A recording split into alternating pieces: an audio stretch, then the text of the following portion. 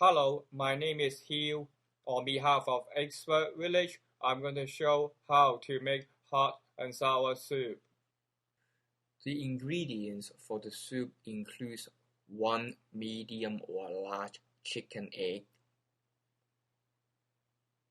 3 little bamboo shoots from can. If you can find fresh bamboo shoot, you can also use that. 4 ounces of pork,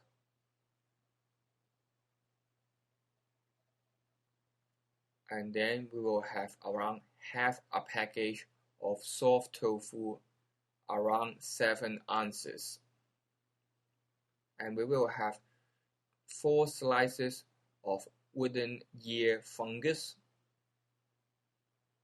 around 1 ounces of dry shiitake mushrooms, 1 slice of ginger. You don't have to peel the ginger. Also, we need 4 cups of chicken broth or stock.